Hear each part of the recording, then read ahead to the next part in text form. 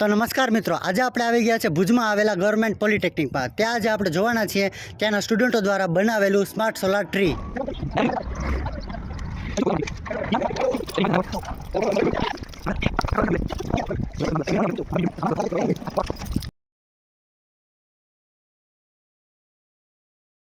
જોવા જઈ રહ્યા છીએ ભુજ પોલિટેકનિકના મેકેનિકલ ડિપાર્ટમેન્ટ દ્વારા તેમના સ્ટુડન્ટોએ બનાવેલું સ્માર્ટ સોલાર ટ્રી, જે તમે જોઈ શકો છો મારી પાછળ છે.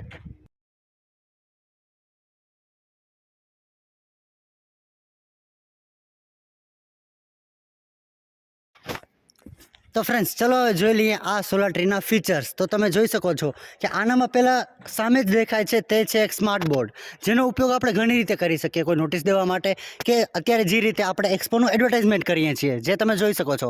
પછી આનામાં આપેલું છે એક હૂટર, જેનું કામ છે એક તો લેક્ચર ટાઈમે એક પછી એક નોટિફાય કરવું, અને બીજું કે જ્યારે કોઈ ઇમરજન્સી સિચ્યુએશન આવેલી છે ત્યારે સ્ટુડન્ટોને બતાવવા માટે કે ભાઈ હવે ઇમરજન્સી છે, ભાગો અહીંયાથી.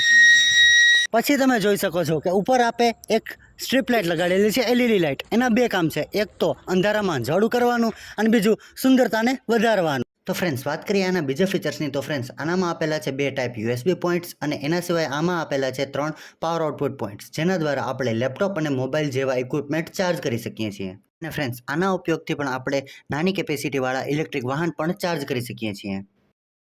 તો ચાલો ફ્રેન્ડ્સ, હવે આપણે જાણી લઈએ કે આ સોલાર પ્રોજેક્ટ કામ કઈ રીતે કરે છે. તો ફ્રેન્ડ્સ, તમે જોઈ શકો છો કે સૌથી ઉપર પહેલાં લાગેલી છે સોલાર પ્લેટ્સ. તેનું કામ છે સૂર્યમાંથી આવેલા કિરણોને ઇલેક્ટ્રિક પાવરમાં કન્વર્ટ કરવાનું. પછી ફ્રેન્ડ્સ, ઉપરથી જે પાવર આવે છે તે તમે જોઈ શકો છો. અહીંયા અમે એક બેટરીનું બોક્સ બનાવેલું છે, તેની અંદર બેટરી અને ઇન્વર્ટર છે. તો ફ્રેન્ડ્સ, ઉપરથી આવેલા ડીસી પાવર પહેલાં ઇન્વર્ટરમાં જાય છે, ઇન્વર્ટર થ્રુ તે બેટરીને ચાર્જ કરે છે, અને પછી ફ્રેન્ડ્સ બેટરીમાંથી ઇન્વર્ટર પાવર લઈ અને જ્યાં આપણે બાકીના જે ઇક્વિપમેન્ટ છે તેને યુઝ કરવા માટે જે એસી કરંટ છે તેને કન્વર્ટ કરવાનું કામ પણ ઇન્વર્ટર કરે છે. તો ફ્રેન્ડ્સ, વાત કરીએ આ સ્માર્ટ ટ્રીના મેઇન ઓબ્જેક્ટિવ્સની. તો ફ્રેન્ડ્સ, આનું કાર્ય છે રિન્યુએબલ એનર્જી જનરેશનનું, કે એવી ઉર્જા સ્ત્રોત કે જેના દ્વારા પ્રદૂષણ ન ફેલાતું હોય. પછી ફ્રેન્ડ્સ, આનો ઉપયોગ આપણે એવા અર્બન એરિયામાં કરી શકીએ કે જ્યાં 24 કલાક વીજળી ઉપલબ્ધ નથી.